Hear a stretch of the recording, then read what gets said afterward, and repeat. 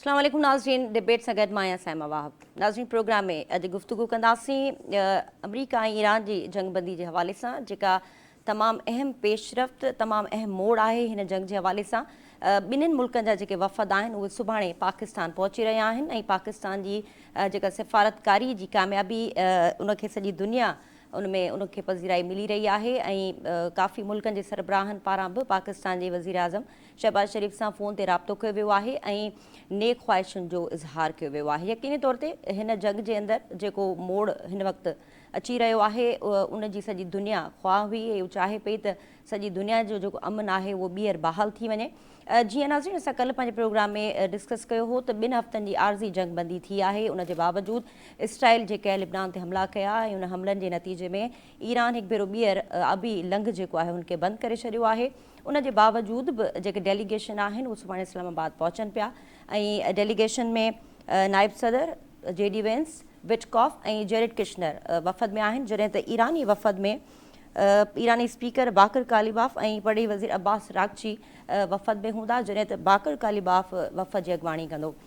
इन में जेको मामिलो हिन वक़्तु आहे जंगबंदी जे हवाले सां उनखे मुस्तक़िल अमुन जे लाइ जेको पाकिस्तान कोशिशूं कयूं आहिनि, प्रोग्राम में अॼु उन ते गुफ़्तगू कंदासीं। ऐं जीअं कल्ह असां ज़िक्र कयो हो पंहिंजे प्रोग्राम में त इंटरनेशनल मीडिया रिपोर्ट कयो आहे त अमरीका पाकिस्तान खे पुरज़ोर उन जी ख़्वाहिश हुई त जंगबंदी में किरदारु अदा कयो ऐं उन जे मद्देनज़र पाकिस्तान जेके कोशिशूं कयूं उन जे नतीजे में ॿई मुल्क जेके आहिनि उन ते राज़ी थिया आहिनि ऐं हाणे मुस्तक़बिल छा थींदो इन्हनि ॻाल्हियुनि जो उन ते नज़र विझंदासीं ऐं ओवरऑल जेका मिडल ईस्ट जे अंदरि जेके मुल्क आहिनि उन्हनि जो जेको रद्दमल आहे इन जंगबंदी जे हवाले सां उनखे बि डिस्कस कंदासीं। प्रोग्राम जे ॿिए हिसे में हिकु अफ़सोसनाक वाक़े बाबति ॻाल्हाईंदासीं। मीरपुर ख़ासि जे अंदरि 20 वरहनि जी न्याणी फ़हमीदा लगारी पारां आपघात कयो वियो आहे। सिंध अंदरि फ़हमीदा लगारी उहा पहिरीं न्याणी न आहे जंहिं आपघात कयो हुजे। मेडिकल कॉलेज जे अंदरि जेके हिरासमेंट जा जेके वाक़िया थियनि था, चाहे उहो मेडिकल कॉलेज हुजनि, घर हुजनि, रोड रस्ता हुजनि, सिंध जी औरत छा वाक़ई हिन वक़्तु ताईं पंहिंजा जेके बुनियादी राइट आहिनि उहा चाहे उहो तालीम हुजे, मर्ज़ी सां ज़िंदगी गुज़ारण जी आज़ादी हुजे, उन में हिन वक़्तु ताईं असां ॾिसूं पिया त सूरत हाल तमामु ख़तरनाक आहे। इन वाक़े ते बि रोशनी विझंदासीं। इन ते डिस्कस लाइ मूंसां गॾु स्टूडियो में मौजूदु आहिनि फारूक मुरई साहब ऐं इरफान महबूब साहब। तमां ॿिन्हिनि महिमाननि खे भलीकार चवंदसि। फारूक साहब, शुरूआति तव्हां खां। वफ़द पाकिस्तान अॼु राति पहुचे पियो, कहिड़ियूं उमेदूं आहिनि तव्हांखे, कहिड़ियूं जेके ख़दशाब आहिनि त हिन जंगबंदी जे हवाले सां ॿई मुल्क छा वाक़ई को नतीजा खेस मरहलो अची वेंदो सुभाणे ऐं हीअ जेका 2 हफ़्तनि जी जंगबंदी आहे उहा मुस्तक़िल जंगबंदी न वेंदी? महिरबानी। असल में ॻाल्हि इहा आहे त भई जेको आहे अमरीकी वफ़द जो कुझु हिसो इस्लामाबाद में अची चुको आहे, जॾहिं त नायब सदर जेको आहे अमरीकन जेको आहे JD वेंस उहो बि पंहिंजे दीगर जेको रहियल वफ़द आहे उन सां जेको आहे सुभाणे उहो पहुचंदो, जॾहिं त ईरानी पार्लियामेंट जो स्पीकर आहे बाकर कालीबाफ चुको आहे उहो बि जेको आहे सो सुभाणे जेको आहे सो इस्लामाबाद ईंदो पंहिंजे वफ़द सां गॾु।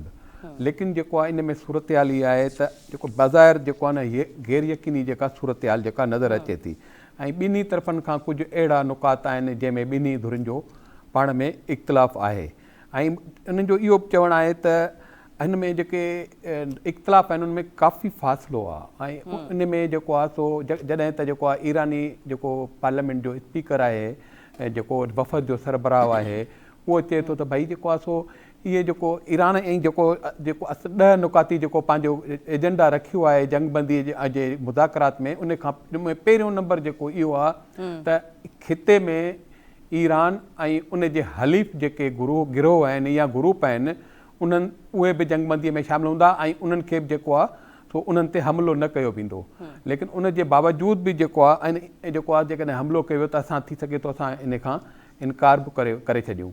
हुन जेको आहे सो वज़ीर आज़म शहबाज़ शरीफ़ जे तरफ़ां जेको लेबनान ते हमिलो थियो आहे उन जी जेका मज़म्मत कई आहे या हिज़्बुल्लाह जे जेको उन्हनि ते हमिलो थियो आहे मर्कज़नि ते या उन्हनि जे जेको उन ते जेको आहे हुन बि जेको आहे उन जी मज़म्मत कई आहे ऐं उनखे जेको आहे सो जंगबंदीअ जे मुआदे में जेको आहे सो जेको आहे ख़िलाफ़ वर्ज़ी करार ॾिनो आहे ऐं इहा हिकिड़ी वॾी कशीदगी जेका बि करार ॾिनो आहे उन जी तारीफ़ कई आहे वज़ीर आज़म जे बयान ते।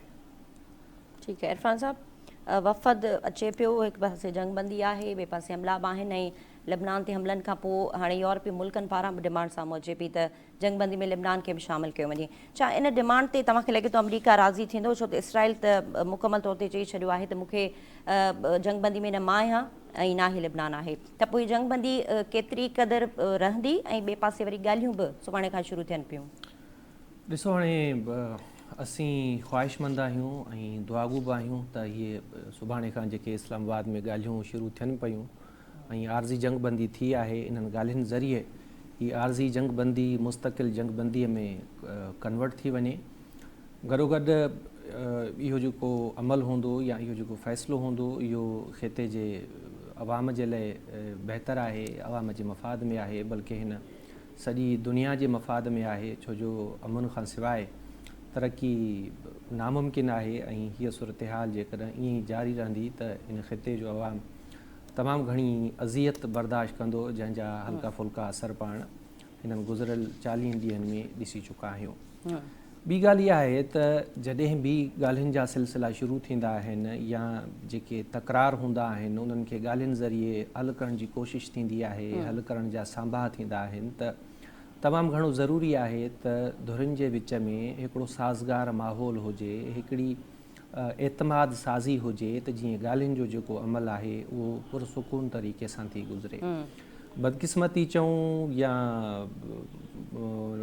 बदनियती चऊं त हीअ जेके ॻाल्हियूं हलनि थियूं, यानी जीअं जंगबंदी थी आहे ऐं अनाउंसमेंट थी आहे त सुभाणे खां इस्लामाबाद में ॻाल्हियूं थींदियूं, उन जे फ़ौरन बाद फौरी तौर ते पाण ॾिठोसीं त जेका जंगबंदी आर्ज़ी जंगबंदी थी उन जी भंजकड़ी शुरू थी वई। पहिरियां शहबाज शरीफ़ साहिबु जेके वज़ीर आज़म आहिनि पाकिस्तान जा, उन्हनि जंगबंदी जे हवाले सां जेका अनाउंसमेंट कई उन में लबनान बि शामिलु हुयो त भई ख़िते में जिते जिते छिकताण आहे उहा फौरी तौर ते बंदि थी वेंदी। ऐं पाण ॾिठोसीं त इसराइल लबनान में केॾी कहरी तरीक़े सां बमबारी कई ऐं समें जेके माण्हू आहिनि उहे बेगुनाह पंहिंजी ज़िंदगी विञाए वेठा ऐं इसराइल इन खे जाइज़ सम्झे थो ऐं ट्रंप बि इन खे जाइज़ सम्झे थो ऐं उन्हनि जी सम्झ मुताबिक़ लबनान जंगबंदीअ में शामिलु न हुयो। जंहिंखां पोइ मुख़्तलिफ़ जेके मुल्क आहिनि उहे अपील कनि था या मुतालबा कनि था त लबनान खे बि जंगबंदीअ में शामिलु कयो वञे। इवन लबनान पाण इहा ॻाल्हि कई आहे त भई जंगबंदीअ में असीं शामिलु हुआसीं, जेकी शर्त हुआ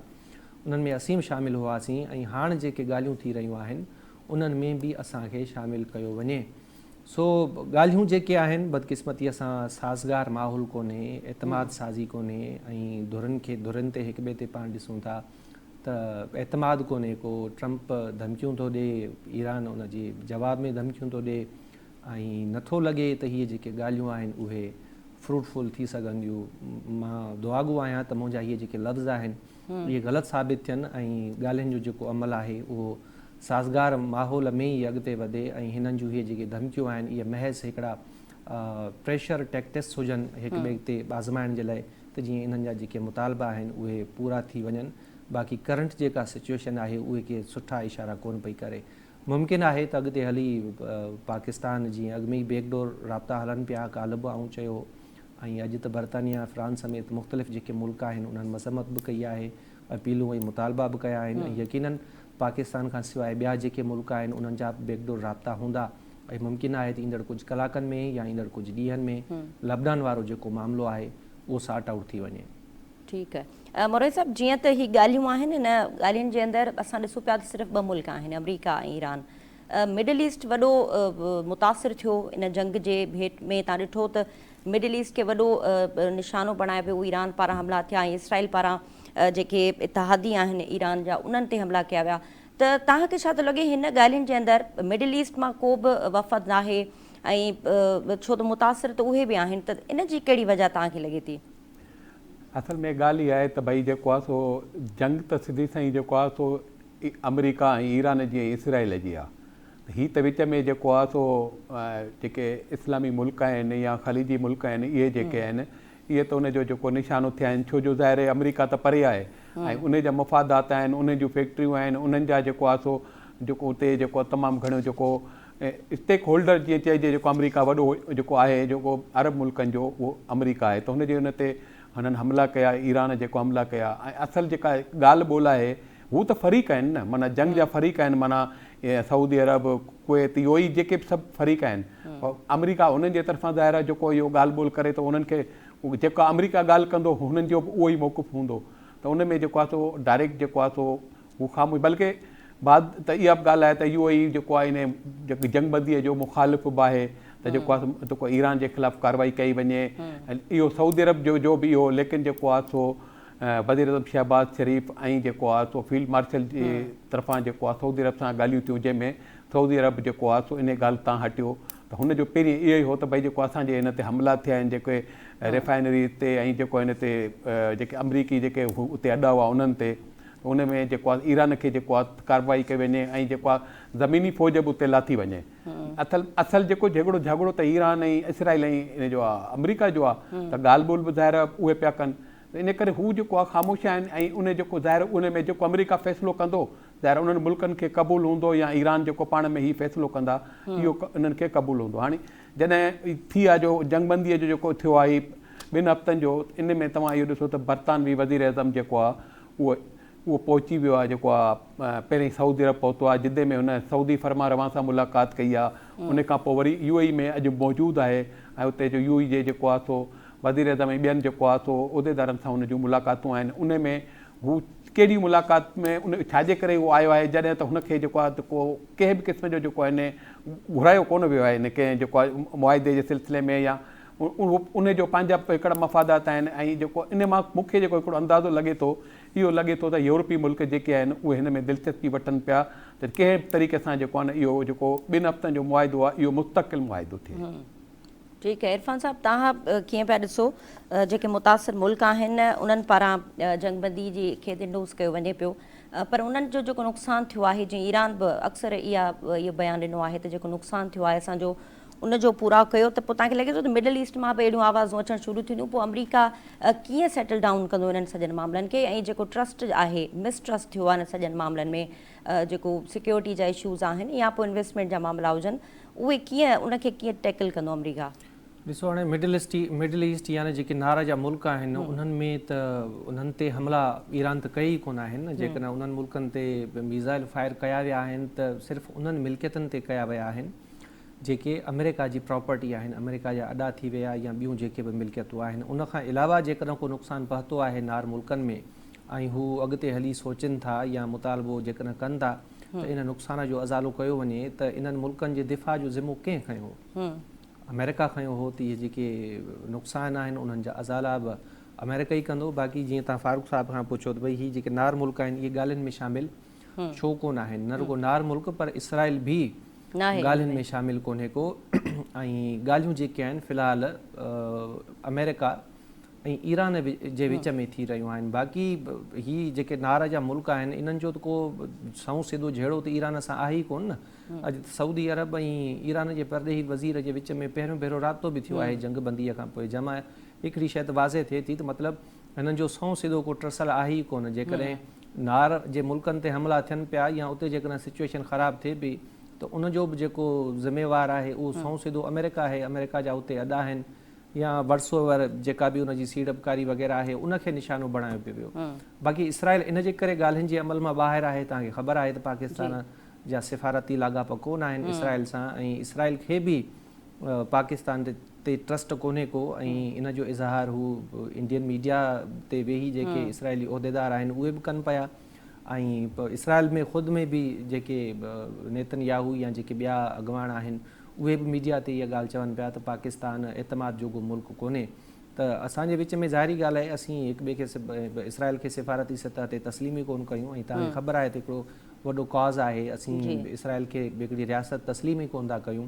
त इन जे करे हू पाकिस्तान में ॻाल्हियुनि में शामिल न आहिनि। ॿी हिकिड़ी जेका अहम ॻाल्हि आहे त ॻाल्हियूं जन धुरनि में थियणु खपनि उन्हनि धुरनि जे विच में ई थी रहियूं आहिनि। ऐं ईरान जेकर इन मामले मां निकिरी वियो त पोइ इसराइल जी एतिरी कैपेसिटी ई कोन्हे का जो हू ईरान सां मुआदो अटकाए सघे। सवली सिंधीअ में हू को 1-2 पहरनि जी वञी खोराक थींदो ईरान जी, छो जो ईरान वटि एॾी कैपेसिटी आहे जंहिं 40 ॾींहंनि ताईं इसराइल ऐं सुपर पावर अमेरिका खे मुंहुं ॾिनो। जी ठीकु आहे। अच्छा फारूक साहब, जीअं कल्ह बि असां ज़िक्र कयो त हिन जंग जे अंदरि अमरीका छा विञायो, छा हासिलु कयो। ईरान जे कॉन्टेक्स्ट में अगरि ॻाल्हायूं त ईरान ते सालनि खां वठी पाबंदियूं हुयूं ऐं उनजो जेको मुआशी सघ आहे उहा बि एतिरी न हुई। यकीनी तौर ते उनखे सपोर्ट हुई रूस जी ऐं चीन जी, जंहिंखां पोइ ईरान स्ट्रेंथन थियो ऐं हिन जंग में हिन नतीजे ताईं पहुतो आहे। त ईरान खे तव्हां कीअं पिया ॾिसो? न्यूयॉर्क टाइम रिपोर्ट बि कयो आहे त इहे मुस्तक़बिल जा जेके सुपर पावर आहिनि उन में ईरान जो नालो बि हाणे शामिलु थियणु वञे पियो। त केॾी वॾी सोभ आहे ऐं यकीनी तौर ते मिडल ईस्ट ऐं ख़िते जा जेके मुल्क आहिनि उन में हाणे चीन खां पोइ ईरान सुपर पावर तौरु अचे पियो। त ग्राउंड केॾो मज़बूत आहे ईरान जो ऐं हाणे जेके नेगोसिएशन थींदियूं हूंदियूं अमेरिका सां उहे कंहिं ॿिए नेक्स्ट लेवल ते हूंदियूं, तव्हांखे छा थो लॻे? ॾिसो, ॻाल्हि इहा आहे त जेको आहे सो असुलु झगड़ो इहो ई त आहे, सुपर पावर थियण त ईरान जे सुपर पावर जो ई त झगड़ो आहे जेको अमेरिका बर्दाश्त नथो करे। छो जो जेकॾहिं ईरान सुपर पावर उन ॾींहुं थी वेंदो जंहिं ॾींहुं हू एटमी धमाको करे या जोहरी ताक़त थी वञे त उहो सुपर पावर। ऐं ॿी ॻाल्हि त हुनखे त तेल जी दौलत सां हू मालामाल आहे ऐं गैस जी जेको आहे हुनखे पैसा बि हुननि वटि खोड़ आहिनि ऐं उन जेको आहे पाबंदियुनि जे बावजूदि हेतिरनि सालनि जी जेको आहे 43 सालनि खां पाबंदियुनि जे बावजूदि जेको आहे ईरान में तव्हां ॾिसो महांगाई कान्हे का ऐं तमामु सुठे तरीक़े सां जेको ईरान जेको आहे हले पियो थो। तव्हां इहो सोचो जेकॾहिं इहे पाबंदियूं न हुजनि हा त ईरान किथे हुजे हा, ऐं उहो बि चाइना जे मुक़ाबले में अची आहे या अमेरिका जे मुक़ाबले में। असुलु झगड़ो इन ॻाल्हि जो ई त आहे त भई जेको आहे हू सुपर ताक़त हुनखे थियणु नथा ॾियनि जेको आहे ईरान खे, ऐं इन करे नथा थियणु ॾियनि त जेकॾहिं ईरान सुपर पावर थी वियो त पोइ हू जेको हिन जा अमेरिका जेका मुफ़ादात आहिनि ख़ालिजी मुल्कनि में, पोइ उते जेको हू पुलिसमैन जो किरदारु अदा करे त हुनजो त ख़तमु थी वेंदो हुयो। छो जो ईरान जो सरहदूं सभु गॾु आहिनि हुननि सां, ऐं हू जेको अमेरिका इहो नथो चाहे त हुनजी जेको आहे सो रोज़ी रोटीअ ते लत पए। इन असुलु झगड़ो इहो ई त आहे जेको तव्हां सुवालु कयो त ईरान सुपर पावर ते अमेरिका उनखे ई त रोकणु चाहे थो। इरफान साहब, मिडल ईस्ट जे अंदरि जीअं ईरान अक्सर इहा डिमांड कंदो अचे पियो त मिडल ईस्ट जे अंदरि जेको अमेरिका जो असर रसूख़ आहे उहो हाणे ख़तमु थियणु घुरिजे। इहा हिकिड़ी तमामु वॾी डिमांड आहे। जेको पॉलिटिकल सिचुएशन आहे मुस्तक़बिल जे अंदरि उहो ख़िते जी कीअं वेंदी, पावर शेयरिंग जा जेके मामला आहिनि इन ते तव्हां पंहिंजो कमेंट ॾिजो। मुख़्तसिर ब्रेक जो वक़्तु थियो आहे ऐं नाज़रीन गुफ़्तगू जो सिलसिलो हलंदड़ आहे, हिते वठो था ब्रेक, असां सां गॾु रहिजो।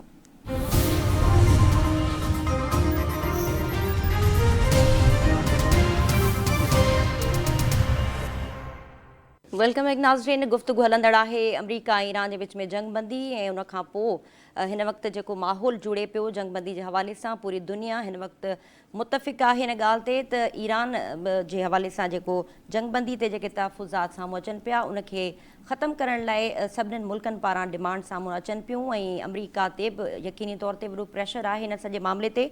मिडल ईस्ट जे अंदरि अगरि अमरीका जो असर रसूख़ ख़तमु थियणु वञे पियो त उहो कीअं थींदो ऐं पावर शेयरिंग जा मामला कीअं अॻिते वेंदा, इन ते इरफान साहब खां तर्जुमो वठूं था। इरफान साहब, तव्हांखे छा थो लॻे मुस्तक़बिल में अमरीका अगरि हितां जीअं तव्हां ॾिठो त अफ़गानिस्तान जे अंदरि 20 साल अमरीका जी मौजूदगी रही ऐं उनखां पोइ हू जीअं वियो ऐं हाणे ख़िते जे अंदरि जेका हुनजी जेका मौजूदगी आहे उनखे ख़तमु थियण जूं ॻाल्हियूं ऐं चाइना पारां जेको बि ग्राउंड ठाहियो वियो हिन सॼी जंग में, त कीअं प्रेडिक्ट कंदा मुस्तक़बिल जे हवाले सां? अफ़गानिस्तान जी सूरत हाल हिकिड़ी अलॻि आहे। बाक़ी हिन ख़िते मां नथो लॻे या जेका त अमेरिका हितां पंहिंजा टपड़ गोल कंदो, तमामु घणो मुश्किल कमु आहे। छो जो जेकॾहिं ईरान हिन ख़िते मां निकिरी वेंदो, ईरान जो असर रसूख़ वधी वेंदो ऐं अमेरिका कॾहिं बि न चाहींदो त ईरान जो असर रसूख़ हिन ख़िते में वधे। ख़ासि तौर ते नार मुल्कनि खे इन मामले ते तमामु घणा ख़दशात आहिनि ऐं उन्हनि जा वरी मुख़्तलिफ़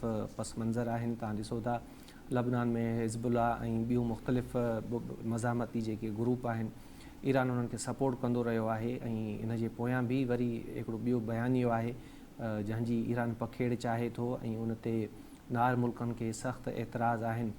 सो नथो लॻे त ख़िते मां अमेरिका जी एॾी सवली तॾावेड़ थींदी या अमेरिका पंहिंजो असर रसूख़ जेको आहे सो घटि करे वेंदो। हा, चीन मुमकिन आहे त इन में को रोल प्ले करे या अहिड़े क़िस्म जूं के ॻाल्हियूं थियनि या को मुआहिदो थिए या को सेटअप थिए जंहिंसां बज़ाहिर त पाण ॾिसूं त अमेरिका ख़िते मां निकिरी वियो आहे, पर नार मुल्कनि जा जेके मफ़ाद आहिनि या जेके ख़दशात आहिनि उन्हनि खे जेकॾहिं शेल्टर मिले थो या सूरत हाल जीअं जो तीअं रहे थी त पोइ हिकिड़ी अलॻि ॻाल्हि आहे। बाक़ी जेकॾहिं पाण हूअं बि सवली ॿोलीअ में जेकॾहिं चऊं त भई ठीकु आहे, पाण सपोज़ कयूं था त ख़िते मां अमेरिका हलियो वियो त पोइ यकीनन ईरान जो जेको असर रसूख़ आहे हिन ख़िते में तमामु घणो वधी वेंदो ऐं जॾहिं ख़िते मां हलियो वेंदो त ज़ाहिरी ॻाल्हि आहे ईरान तां पाबंदियूं बि हटंदियूं ऐं पाबंदियूं हटंदियूं त तव्हांखे ख़बर आहे त ईरान में सुठी मिक़दार में तेल आहे ऐं पाड़े जा मुल्क ख़ासि करे पाकिस्तान जेको आहे उन मां फ़ाइदो वठंदो। मुआशी तौर ते तव्हांखे तब्दीली नज़र ईंदी हिन खिते में। ऐं ईरान जेको 47 सालनि ताईं लॻभॻि जंहिं पाबंदियुनि खे भोॻियो आहे, मुंहुं ॾिनो आहे, उन बावजूद बि हुनजी एॾी कैपेसिटी आहे जो हुन सुपर पावर जे ख़िलाफ़ु पंहिंजो दिफ़ाउ कयो।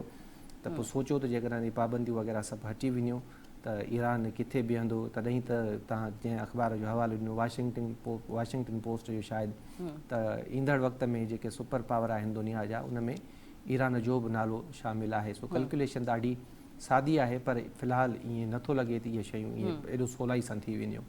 ठीकु आहे नाज़रीन, प्रोग्राम जे हिन हिसे में ज़िक्र कंदासीं मीरपुर ख़ासि जे अंदरि इन ते अफ़सोसनाक वाक़ियो पेश आयो आहे। 20 वरनि जी न्याणी फहमिदा लगारी पारां मुबैना पाण खे गोली हणी आपघात कयो वियो आहे ऐं वारसनि इहे इल्ज़ाम लॻाया आहिनि त न्याणी ते हिरासमेंट कई वई ऐं जंहिंजे करे हुन पंहिंजी ज़िंदगी जो अंत आंदो आहे। वारसनि पारां इंसाफ़ ऐं मुकमल जेका साफ़ ऐं शफ़ाफ़ जांच जो मुतालबो कयो वियो आहे। इन ते फारूक साहब तव्हां छा चवणु चाहींदा? इन ते अफ़सोसनाक वाक़ियो ऐं असां ॾिसंदा अचूं पिया त सिंध अंदरि अहिड़ा खोड़ वाक़िया अॻे बि रिपोर्ट थी चुका आहिनि, पर हिन वक़्तु सूरत हाल तमामु ख़तरनाक आहे।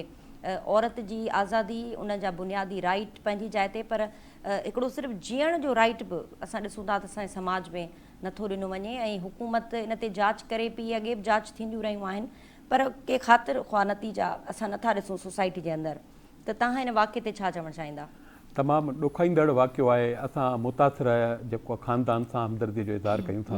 असल में ॻाल्हि इहा आहे त भई अहिड़ा वाक़िया, तव्हांजी ॻाल्हि सही आहे, थींदा रहिया आहिनि ऐं जेको मुतासिर ख़ानदान जेको जंहिंजो इल्ज़ाम आहे त हू जेका मेडिकल की तालिबा आहे 20 साल जेको उन जेका पाण खे गोली हणी ख़ुदकशी कई आहे, उनखे पंहिंजे जेको आहे तइलीमी इदारे जे अंदरि जेको आहे ब्लैकमेल कयो पियो वियो। हाणे ॻाल्हि इहा आहे त जेको आहे DIG मीरपुर ख़ासि रेंज जे कैप्टन रिटायर्ड फैसल अब्दुल्ला चाचा हिकु तमामु सुठो जेको अफ़सर आहे ऐं जेको आहे सो जीनियस मतिलबु जंहिंखे चइजे जेको अफ़सर आहे।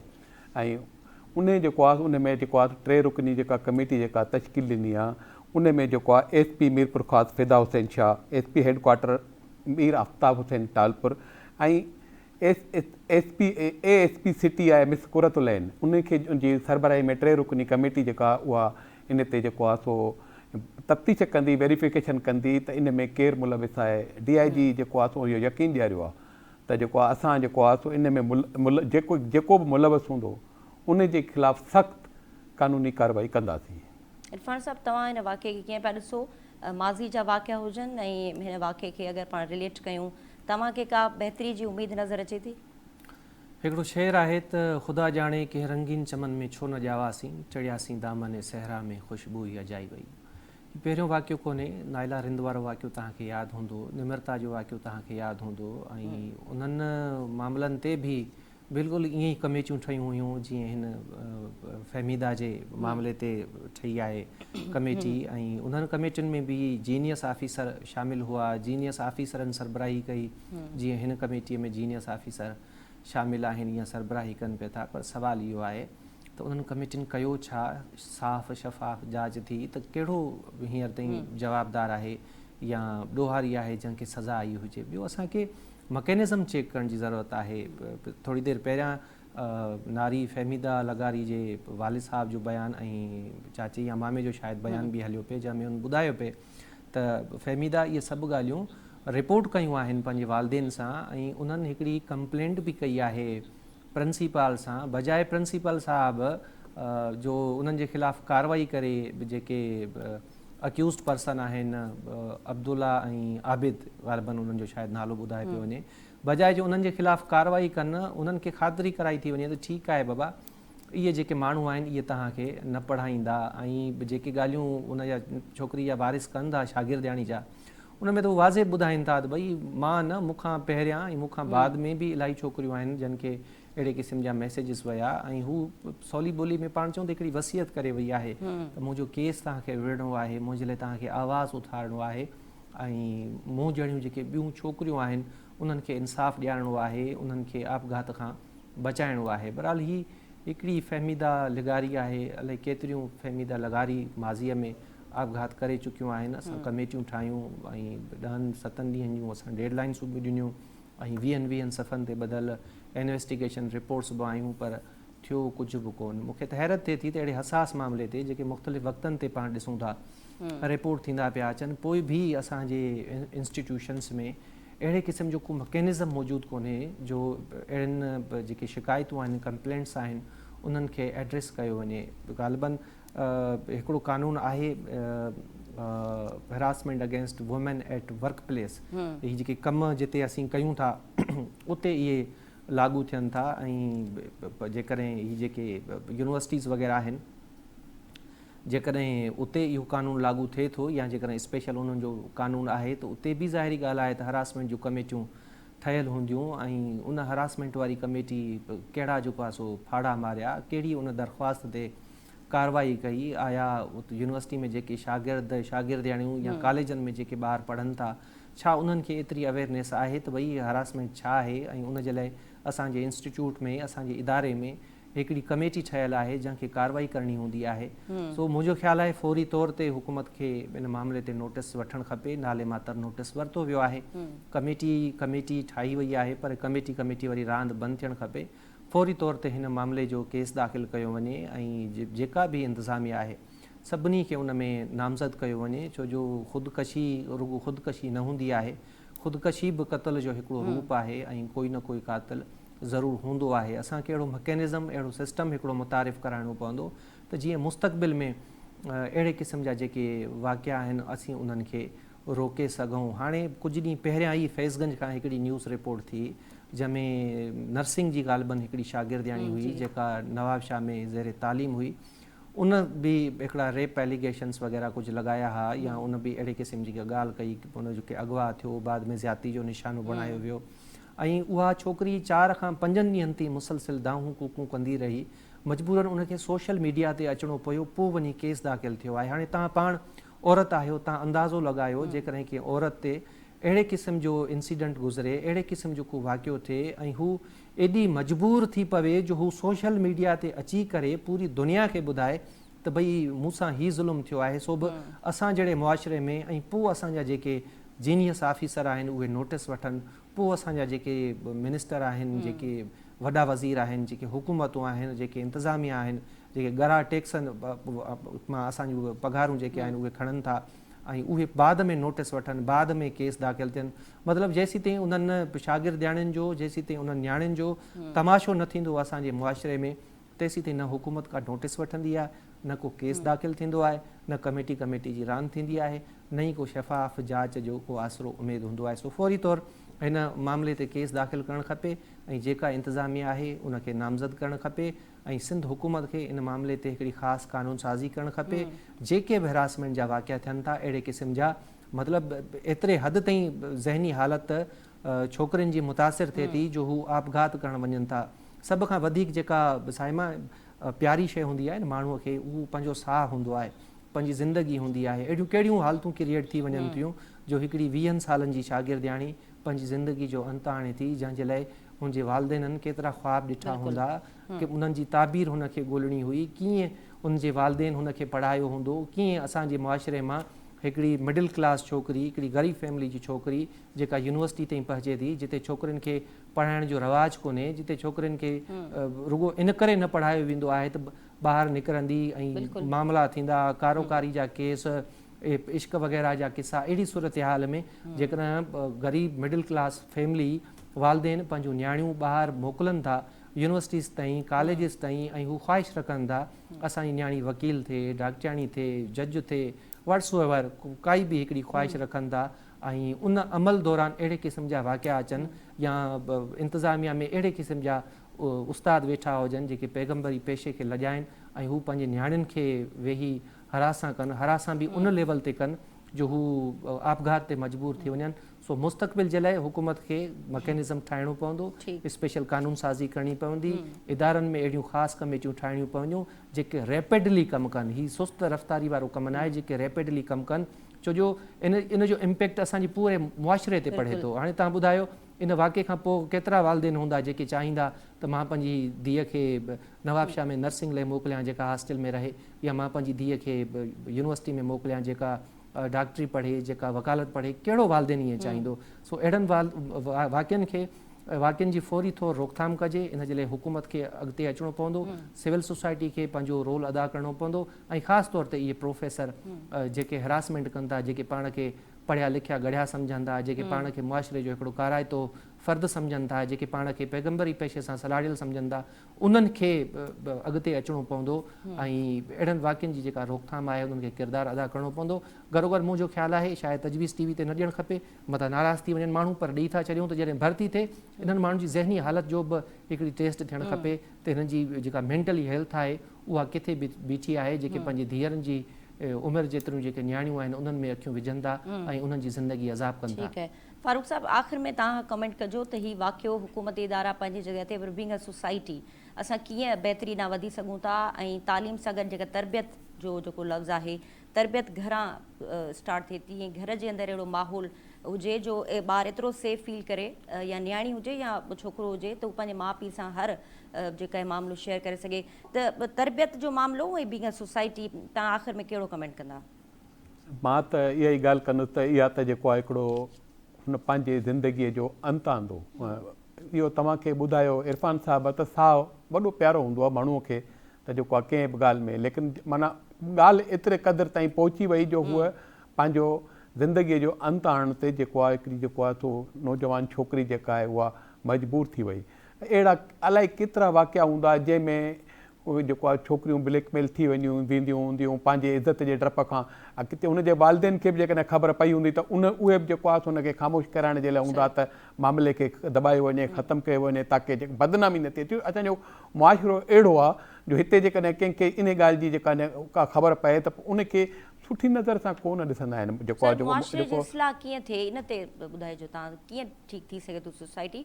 इदारा त पंहिंजो कमु कनि पिया, ठीकु आहे, जहिड़ो उन्हनि जो हाल आहे, पर अगरि असां सोसाइटी ते नज़र विझूं त तरबियत जो फुक़दान तव्हांखे लॻे थो आहे घरनि जे अंदरि? न्याणियुनि खे उहा तरबियत नथी ॾिनी वञे, उहा ज़हन साज़ी नथी कई वञे उन न्याणियुनि जी, जंहिंजे करे उहा हिकिड़ी शख़्सियत में उहा कमज़ोरी उन्हनि जी रहे थी। ख़ुदकशी जेको आहे हिकिड़ो पाकिस्तान में हिनजो तमामु वॾो, बल्कि दुनिया लेवल ते ई हिकिड़ो वॾो मसइलो आहे, ऐं हिकिड़ो मेंटली डिसऑर्डर आहे। कोई बि पाण खे पंहिंजी ज़िंदगी कीअं थो ख़तमु करे सघे, इहो ॾाढो हिकिड़ो पेनफुल अमल हूंदो आहे।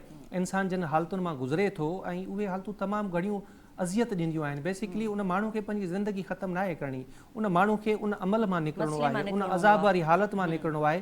ऐं असांजी सोसाइटी अहिड़ी आहे जेके मेंटली डिसऑर्डर माण्हू आहिनि, असीं उन्हनि जो सहारो नथा बणिजूं, असां उन्हनि खे उन मुसीबत मां कढूं नथा। कुझु महीना पहिरियों ई असांजे हिकिड़े सहाफ़ी दोस्त उन बि सुसाइड करे छॾी। सो सुसाइड हिकिड़ो वॾो मामिलो आहे, ख़ासि करे पाकिस्तान में। मुख़्तलिफ़ उन जा रीज़न्स आहिनि, माण्हू डिप्रेशन में अचे थो, ऐं पाकिस्तान में तमामु वॾी हिकिड़ी शरह आहे जेका ख़ुदकशी वारे पासे वञे थी। इन ते हिकिड़ी अवेयरनेस जी ज़रूरत आहे, ऐं माण्हुनि खे सम्झाइणो पवंदो त भई जेकॾहिं तव्हांखे ख़ुदकशी जा ख़्याल अचनि था, या के अहिड़ा ख़्याल अचनि था जंहिंमें तव्हां पंहिंजे पाण खे तबाह करण जी ख़्वाहिश रखो था, त इहा हिकिड़ी बीमारी आहे, हिकिड़ो मेंटली डिसऑर्डर आहे। ऐं उन जे लाइ तव्हांखे जेके साइकेट्रिस्ट आहिनि या जेके डॉक्टर आहिनि कंसर्न, उन्हनि ॾांहुं वञिणो पवंदो। तव्हांखे पंहिंजी ट्रीटमेंट कराइणी आहे, तव्हांखे पंहिंजो इलाजु कराइणो आहे। वॾो किरदारु अदा करे सघनि था, बिल्कुलु सभु करे सघनि था न, सभु करे सघनि था। हाणे अगरि घर जो हिकिड़ो फ़र्द बीमार आहे, ज़हनी तौर ते मुंझियल आहे, त उनमें मूं जीअं ॻाल्हि कई त तरबियत वॾो मैटर करे थी। हिकिड़े इंसान जी ज़हन साज़ी ऐं इंसान साज़ी करणु हिकिड़ो वॾो आर्ट आहे। अगरि उहे पेरेंट्स उन ते ध्यानु ॾियनि, उहो कोन्हे, सॉरी टू से, उहो कोन्हे को। मां इन ते चाहियां थी त इहा बहितरी कीअं थी सघे थी? हाणे जेकॾहिं मिसाल फ़हमीदा पंहिंजे वालिदेन खे ॿुधायो त हुननि खे कोई हाई लेवल जो हिकिड़ो उन ते एक्शन करणु खपे हा न। रुगो प्रिंसिपल ॾे वञणु कंप्लेन करणु सफिशिएंट न आहे, उनखां पोइ बि हुननि मतिलबु अहिड़ी अपॉर्चुनिटी फराहम कई आहे अॻिते, या बाद में बि ज़ाहिरी ॻाल्हि आहे सभु शयूं त असांखे ख़बर न आहे त हुन छा छा रिपोर्ट कयो आहे घर में, पर किथे न किथे असीं सभु इन शइ जा ज़िम्मेवार आहियूं, इन अलमीअ जा ज़िम्मेवार आहियूं, ऐं इन जे लाइ अवेयरनेस जी ज़रूरत आहे। असांखे सम्झण जी ज़रूरत आहे त अॻियो जेको माण्हू आहे, असांजो दोस्त आहे, असांजो भाउ आहे, भेण आहे, कहिड़ो बि असांजी घर भाती या ज़िंदगी जो फ़र्दु आहे, उनखे सम्झण जी ज़रूरत आहे, उनखे उन सिचुएशन मां कढण जी ज़रूरत आहे। अवेयरनेस तमामु घणी मस्ट आहे। असां वटि ईअं बि थींदो आहे, हिन त छोकिरी हिकिड़ी हिमत कई जो पंहिंजे वालिदेन खे इहा ॻाल्हि ॿुधाई, न त असां वटि इहो रुझान बि कोन्हे जो असांजे दिलि ते, असांजे दिमाग़ में जेका शइ हले थी, या असीं मेंटली जंहिं डिसऑर्डर मां गुज़रूं था उहो असां अॻे माण्हू खे बयानु करे ॿुधायूं ऐं उहो माण्हू असांजी उन हक़ीक़त खे असांजी उन ॻाल्हि खे सम्झी सघे ऐं असांखे उन मां कढण जी कैपेसिटी बि रखंदो हुजे। अवेयरनेस जी ज़रूरत आहे नंढपिण खां वठी असांखे ज़हन साज़ी करणी पवंदी पंहिंजे औलाद जी, पर सभ खां पहिरियां असांखे पंहिंजी ज़हन साज़ी करणी पवंदी त भई हीअ जेका शइ आहे इहा छो थिए थी ऐं इनखे असीं कीअं जेको आहे सो इन मां निकिरी सघूं था। इन ते वरी पाण जेकॾहिं हिकिड़ो अलॻि प्रोग्राम कयूं त मुंहिंजी चङी भली रिसर्च आहे इन ते। मां बि चाहियां थी त असां ॻाल्हि इहा आहे त इन में जेको आहे सो मां पहिरीं इहा ॻाल्हि करे चुको त जेको आहे सो वालदेन बि छोकिरीअ ॿुधायो, लेकिन वालदेन बि पंहिंजे बदनामीअ जे डप खां अॻिते न विया। हुननि कॉलेज जे प्रिंसिपल ताईं बि एप्लीकेशनूं ॾिनियूं त शायदि जेको आहे जो इहो मसइलो हल थिए, लेकिन उते जेको आहे हुननि खे को ख़ासि जेको आहे न ॾिनो पियो, जो प्रिंसिपल जे तरफ़ां का ख़ातिरी न ॾिनी वई ऐं मामिलो ज़ाहिर वधियो त उन खां पोइ छोकिरी खे वठी जॾहिं ख़ुदकशी इहा हूंदी आहे जेको माना सभु दरवाज़ा हुनखे बंदि नज़र ईंदा आहिनि अॻे माण्हूअ खे, त पोइ उहो ईअं ई कंदो, ॿियो छा कंदो। लेकिन अहिड़ा जेकॾहिं वाक़िया आईंदा बि जेकॾहिं थियनि था ऐं मज़ा जेको आहे सो खुलियल लफ़्ज़नि में इहो मां चवंदुसि त जेकॾहिं इहे सभु जेके आहिनि माण्हू आहिनि इहे जेकॾहिं उन्हनि मुल्ज़िमनि खे कोर्ट कनि था ऐं उन्हनि खे सज़ाऊं मिलनि थियूं त उनजो वॾो फ़र्क़ु पवंदो ऐं जेको आहे सो माण्हू सोचींदा त भई जेको आहे सो कंहिंखे ब्लैकमेल कजे या न कजे। ठीकु आहे फारूक साहब, इरफान साहब, तव्हां ॿिन्हिनि महिमाननि जी महिरबानी। नाज़रीन, प्रोग्राम में गुफ़्तगू तव्हां ॿुधी इदारा कमु कनि ऐं तालीम ऐं तरबियत जो जेको मामिलो आहे उहो घर खां बि शुरू थियणु घुरिजे ऐं घर जे अंदरि सोसाइटी में असांखे अहिड़ियूं रिवायतूं विझणु घुरिजनि त पंहिंजी औलाद खे हिकिड़ी भरपूर शख़्सियत सां उनजी तरबियत कयूं। सो असांजी कोशिशि हूंदी त ईंदड़ प्रोग्राम में मेंटल हेल्थ ते ऐं जेके समाजी अण बराबरी जा जेके मामला आहिनि उन ते बि हिकिड़ो प्रोग्राम कयूं। नाज़रीन, डिबेट में फ़िलहाल एतिरो ई ॾींदा इजाज़त। अल्लाह हाफ़िज़।